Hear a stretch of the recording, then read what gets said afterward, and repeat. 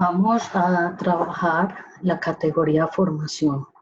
En esta presentación nos acercaremos a 3 definiciones básicas de esta categoría.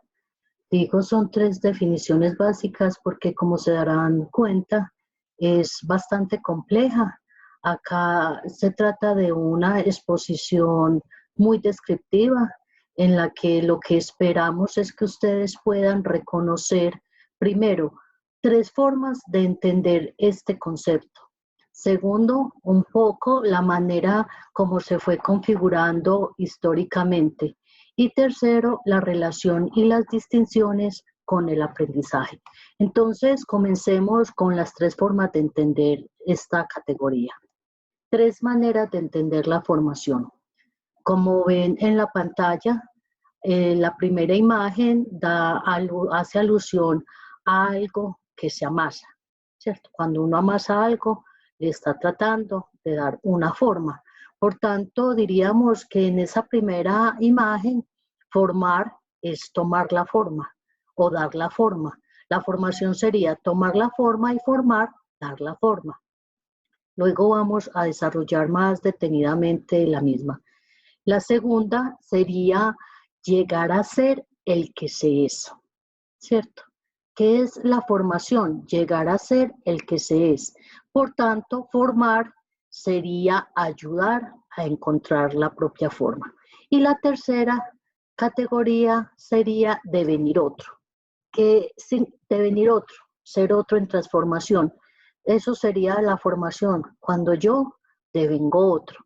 Y formar sería dejar que el otro se configure en otro. Como lo digo allí sintéticamente, dejar ser otro. Vamos a entrar en cada una de estas categorías para ampliar un poco su comprensión. Entonces, la primera, formación, como tomar la forma. Aquí 3 frases que decimos cotidianamente y que expresan esta manera de entender la formación. Cuando decimos institucionalmente, aquí formamos integralmente. Cuando también se dice en distintos espacios, la formación es responsabilidad de la familia. Y cuando los papás o cualquier ciudadano dice, tenemos que formar a estos muchachos. Miren que en las 3 está un agente que es externo a las personas que son objeto de la formación y que se asignan la responsabilidad de esa formación, ¿cierto? Un poco como lo diría Fernando Savater, es una sociedad adulta que transmite o que busca transformar o formar a una sociedad joven para que tome una forma legítima. Vamos a verlo en el recuadro. Entonces miremos la explicación que está allí. Primero, en esta acepción de formación, entonces las personas seríamos o somos objetos de la formación. ¿Qué quiere decir esto? Somos pasivos, ¿sí? Yo soy un objeto sobre el que recae, como lo dice el segundo párrafo, la segunda línea, sobre el que recae una fuerza externa que actúa sobre mí y me forma. La formación se da entonces por efecto de una fuerza externa que actúa sobre el sujeto objeto. Por tanto, reiteramos, este es pasivo. Entonces, en esa misma medida existe una forma legítima, es decir, una forma ya predeterminada socialmente que se sabe qué es lo que se espera que el otro llegue a ser.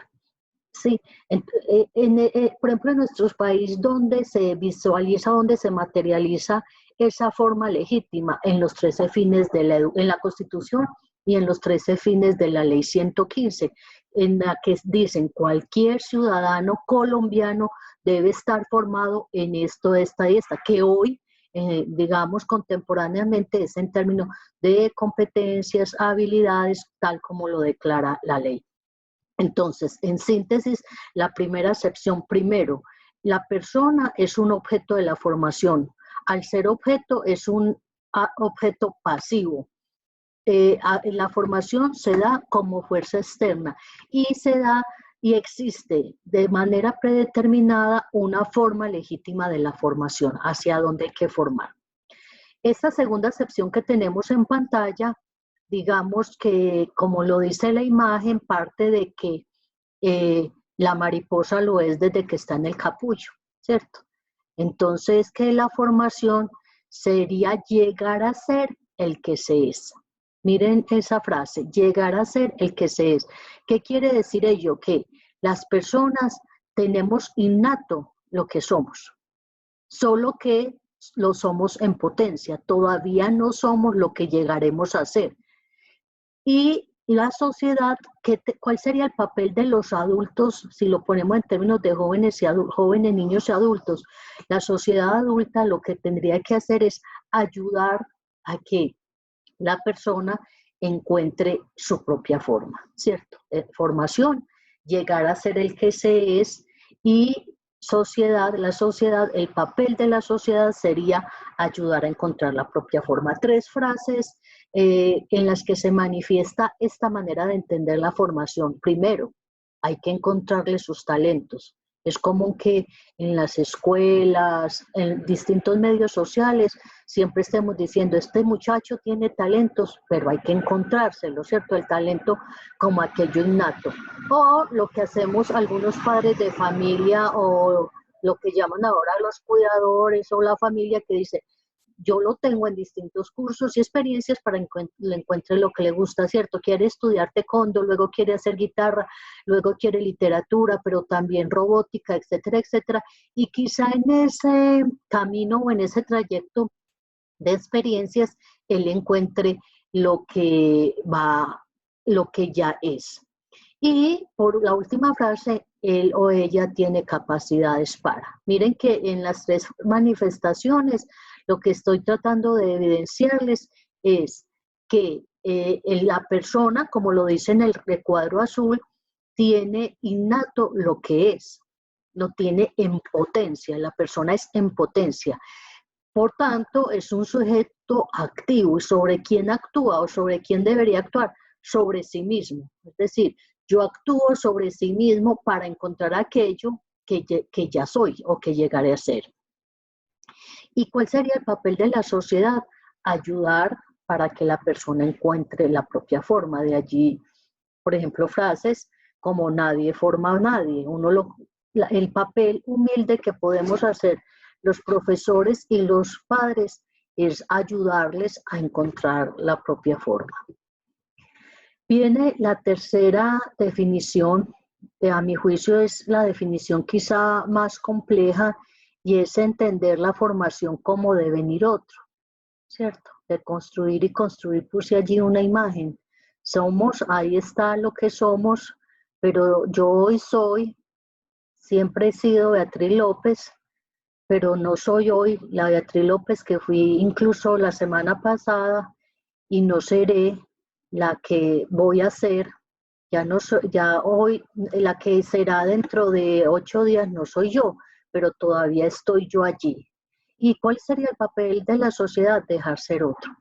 Es una definición de indeterminación.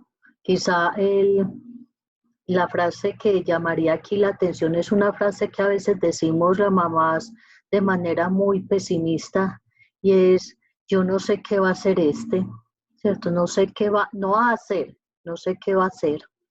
Es una indeterminación, pero realmente es una indeterminación de todos, que vivimos todos los seres humanos, y es qué llegaremos a hacer.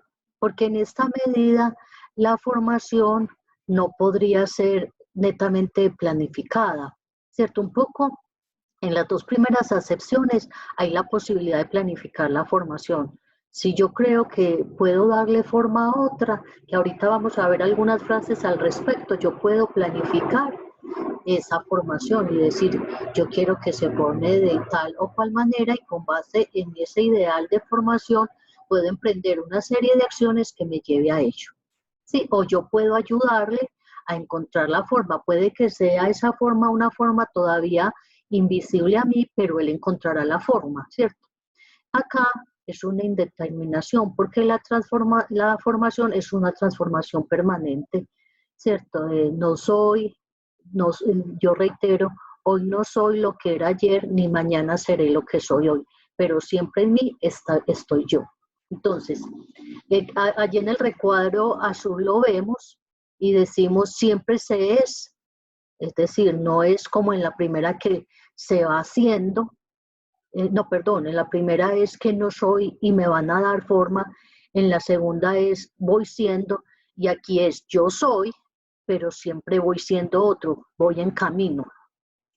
Y ser otro, si en la primera había planificación, ser otro no es un acto de dominación de sí. Cuando yo digo que no es un acto de dominación de sí, es que no es plenamente planificable, ¿cierto? Aunque muchos de nosotros creamos que realmente podemos planificarlo todo, y hay incluso quienes lo planifican y lo logran. Hay personas que dicen, yo desde pequeña sabía que iba a ser médica, que iba a ser ingeniera, historiadora, y fui haciendo uno a uno los pasos para llegar a hacerlo. Aquí desde esta perspectiva, no es un acto de dominación, uno puede planificar muchas cosas, pero eso no quiere decir que eso termine transformándole a uno el ser. Eso sí no significa que porque no haya planificación o dominación de sí, no se implique. La formación siempre implicará al sí mismo. Vamos a ver acá en pantalla aparecen dos nociones de la formación. Esta primera es con una categoría alemana y es entender la formación como Bildung. Algunos dicen que pues Bildung es una palabra alemana, como ya les dije, se traduce como formación, sin embargo, no hay una traducción exacta de la misma. La palabra que más se acerca es la formación, como la entendemos nosotros. Tal como dice la primera cita, la palabra Bildung es una palabra que se remonta a la Baja Edad Media, ¿cierto? Es una palabra que le otorga, tiene un sentido místico y religioso. Eso va a acompañar, desde el nacimiento de la palabra va a acompañarla, siempre va a estar ligada a las virtudes, a la ética y a la moral. Y miren acá, por ejemplo, como para el maestro Eckhart, el hombre tenía que aprender la serenidad divina considerada cosa de Dios. Es decir, ahora lo vamos a ver más ampliamente, pero también se amarra a una idea, a una idea siempre ideal, siempre de las virtudes. Posteriormente, la Bildung sufre transformaciones, ¿cierto? Una transformación que tiene que ver con el neumanismo, después también que se identifica como los valores del espíritu, ¿cierto? Ya no es exclusivamente la pregunta por los dioses, como lo dice Kant, sino la acción moral de las acciones. Entonces ya no es llegar a ser cosa de Dios, es decir, formarse con la ayuda de Dios y en torno a lo que Dios espera de la formación, sino llegar a formarse en una dimensión moral de las acciones humanas, ¿cierto? Entonces, mírenlo, en la segunda cita, este concepto inicia con otros conceptos como espíritu, libertad, que son los pilares de la pedagogía de la plenitud del hombre. ¿Sí? Entonces, primero, para sintetizar estas dos citas, perdón. Primero, la formación tiene que ver con una categoría alemana, la Bildung. Es una categoría que ha ido transformándose. Incluso uno podría decir que antes de la Bildung, como ideal, y hay textos sobre ellos, se habla de la paideia griega como el ideal de la formación, ¿cierto? Se ha ido transformando y ahora, quizá al finalizar esta charla, también les expondré un poco, porque hoy algunos dicen que la formación tal, en este sentido primigenio, es una categoría ya imposible para los posmodernos. Miremos aquí algunos preceptos para pensar la formación. Primero, la formación requiere alienación. ¿Qué significa esto? Requiere que el sujeto de formación se someta a sí mismo o sea sometido a un trabajo sobre sí mismo. La alienación sea sometido y es decir, tiene que actuar sobre sí. Tiene que haber un alter que lo saque de sí para ser otro. Miremos la alienación en las tres acepciones. En la primera acepción, la alienación que tiene que ver con el trabajo, que es la segunda, el segundo recuadro que está allí. En la primera acepción, la alienación sería el sometimiento de ese sujeto-objeto a la acción de quien lo forma. Yo me someto, como tratamos de hacer en las escuelas con los niños, yo someto todos mis impulsos, llamémoslo así, todos mis deseos, todo mi cuerpo, lo someto para que otro le dé la forma. Esa sería la alienación, el trabajo sobre sí en la primera acepción, que en la primera acepción el trabajo sobre sí sería, digámoslo, abandono de sí, es decir, yo no actúo sobre mí para que esa fuerza externa pueda actuar sobre ella, porque normalmente lo que va a hacer el sujeto en esa primera acepción es resistir esa fuerza externa. Por eso los maestros a veces nos decimos, ¿por qué los muchachos no se quieren formar? Porque es muy difícil alienarse, abandonarse. La primera acepción lo que les implica es abandono.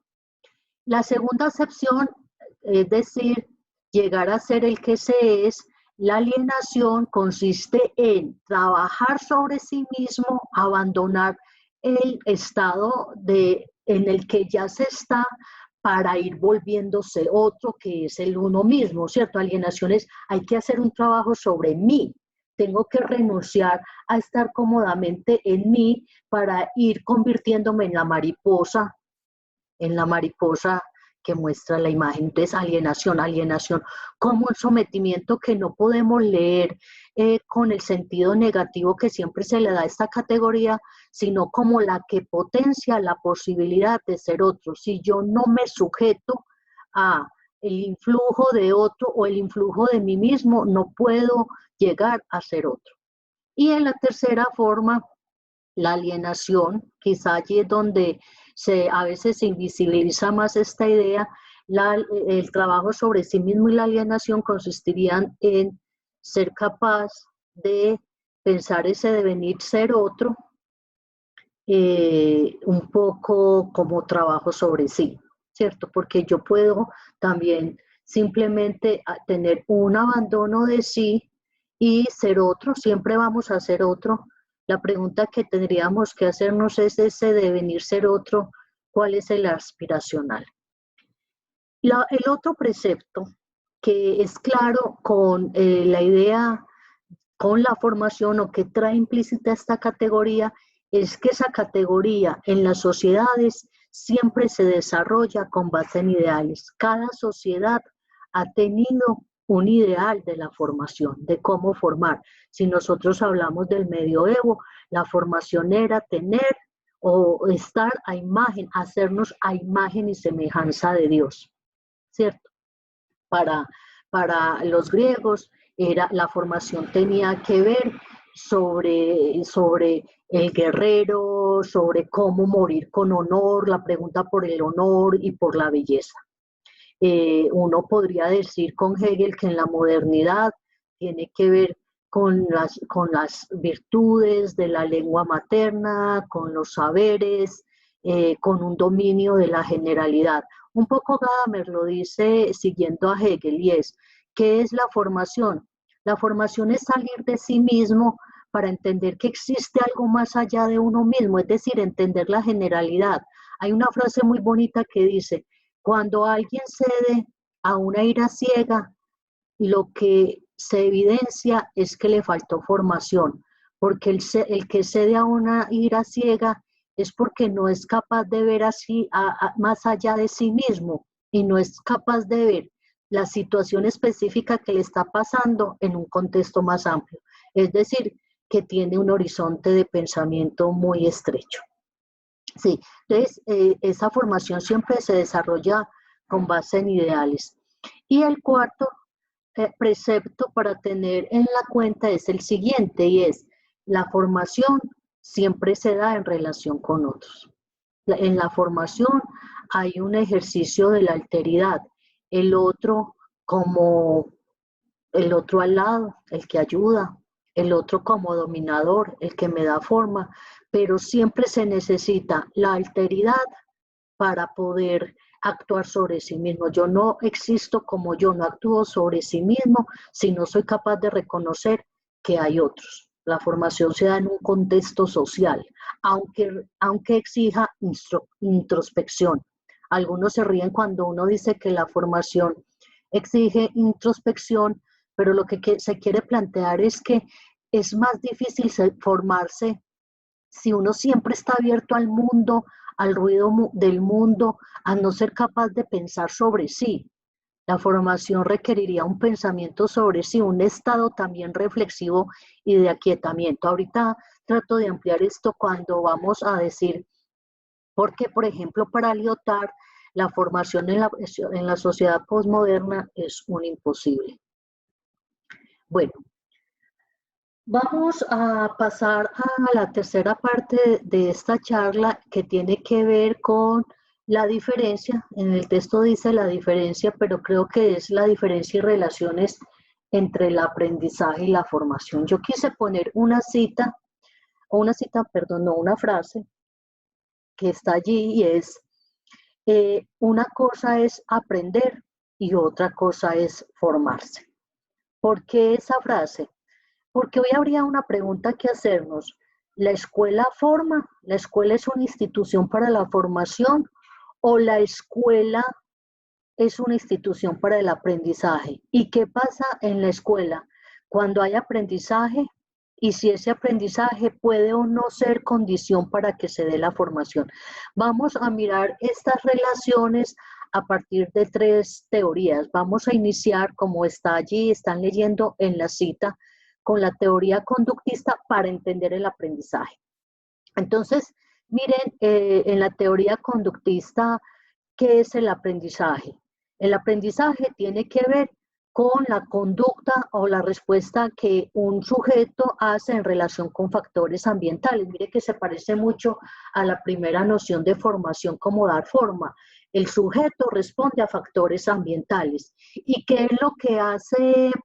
¿Qué es lo que hace? Aprender, ¿en qué consiste el aprender? En responder de la manera que se espera a un estímulo, ¿cierto? Un agente externo estimula y yo respondo, o el sujeto responde en relación con ese estímulo, ¿sí? Y con el refuerzo previo, el reforzamiento que todos conocemos pues desde esta teoría. Miren esa cita de Watson de 1926, cómo tenía la ilusión en el aprendizaje. Permítanme la leo. Denme una docena de bebés saludables, bien formados. Cuando dice bien formados ahí no se refiere a los formados pues intelectual ni moralmente. Bien formados es con el cuerpo, es decir, con todas las habilidades corporales. Y mi propio mundo específico para criarlos, es decir, y un contexto. Y les garantizo que puedo elegir cualquiera de ellos al azar y adiestrarlo. Esto es muy importante, que se liga a la primera acepción de formación, y adiestrarlo para que se convierta en cualquier tipo de especialista. Podría elegir un médico, un abogado, un artista, un comerciante, y sí, incluso un mendigo y un ladrón, sin importar sus talentos, inclinaciones, tendencias, habilidades, vocación, razas y sus ancestros. Esta frase me parece muy bonita. Miren que es de 1926, pero es una frase que condensa esa idea de formación como dar forma, y de aprendizaje como la posibilidad de someter al otro a través de una serie de estímulos positivos o negativos y refuerzos. Y miren cómo se hace de evidente la pasividad del sujeto, dice, sin importar sus talentos, es decir, no importa quién sea, ni sus inclinaciones, lo que hoy llamaríamos, ni sus intereses, ni sus tendencias, ni sus habilidades, nada pesa. Todos somos posibles de formar. Entonces, miren que acá hay una relación entre aprendizaje y formación, en el sentido en que aprender significa a través, o el aprendizaje es un proceso a través del cual, por medio de estímulos y respuestas, el otro va comportándose, asumiendo conductas esperadas socialmente. Y en ese mismo sentido, diría, entonces, cuando él asume las conductas esperadas socialmente, pues se está formando. Vamos a ver la segunda y tercera definición de aprendizaje. Vamos a ver lo de la teoría del cognoscitivismo social. El mayor representante de esta teoría es el canadiense Albert Bandura, ¿cierto? Miren allí, el aprendizaje es una actividad de procesamiento de información. ¿Sí? Allí lo importante es, ya no es solamente un asunto es un proceso de estímulo-respuesta, ya no es un proceso de estímulo-respuesta, sino de procesamiento de información. Que le llega a los sujetos, también esa información viene de afuera, pero que lo que hace es transformarle sus representaciones simbólicas, ¿sí? El aprendiz entonces tiene cognitivamente una función activa, le llega la información, pero él esa información la transforma en estructuras simbólicas y el aprendizaje requiere que haya un medio social que transmita esa información, pero no basta con la información para que el sujeto aprenda. El sujeto tiene que ser capaz de transformarlas en representación, en representaciones simbólicas, ¿sí?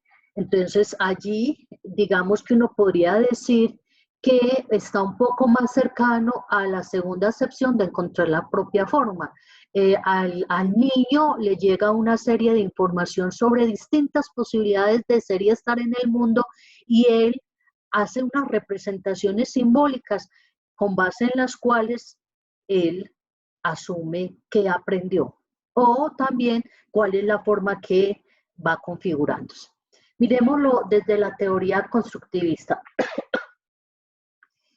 Bueno, allí están los autores, los más clásicos, Piaget, Vygotsky y Brunner. Allí, recuerden que en esta teoría, y por eso se llama constructivista, la idea es que siempre hay un sujeto activo, ¿cierto? Piaget incluso era más radical. Piaget decía que el aprendizaje es un proceso autoestructurante, un proceso interno, ¿cierto? Y de allí que nadie aprende por nadie. Eso también se parece a la formación, nadie puede formar a nadie.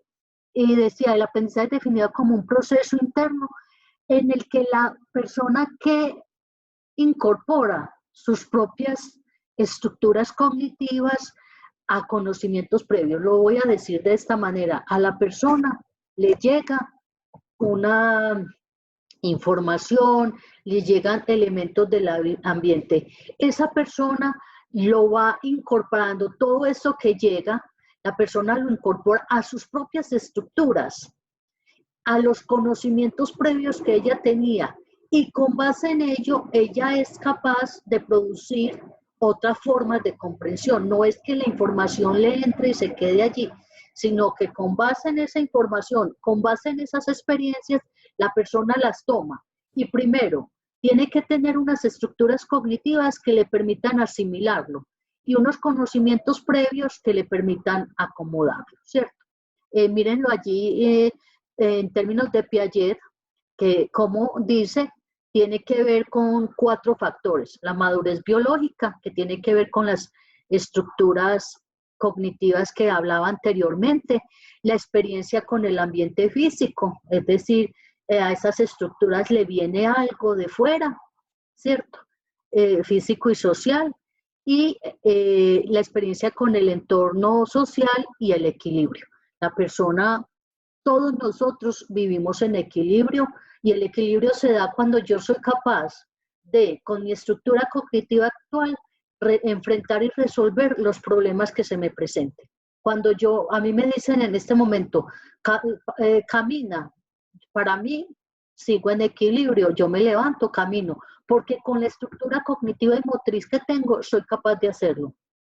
Sin embargo, si a mí me dijeran en este momento que hay que pilotear un avión, yo entraría en desequilibrio.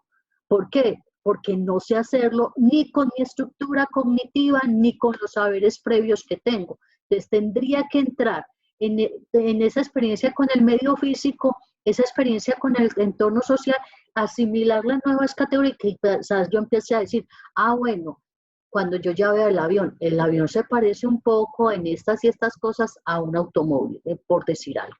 ¿Sí? Entonces tenemos estas maneras.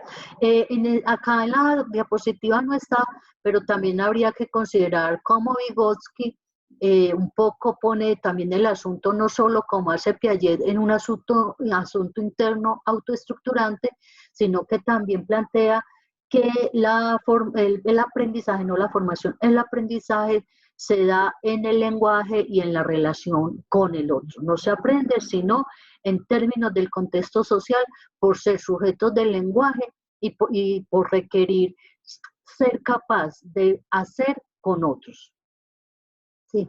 Entonces, miremos allí lo siguiente para ir concluyendo y es, aprendizaje y formación no son lo mismo, ¿sí?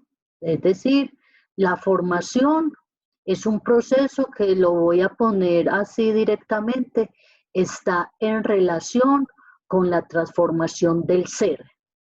¿Sí? Siempre es ser otro ya implicado socialmente o ya predeterminado socialmente u otro en devenir. El aprendizaje tiene que ver con procesar información, con saber resolver problemas a propósito, con base en la estructura cognitiva y en los saberes previos.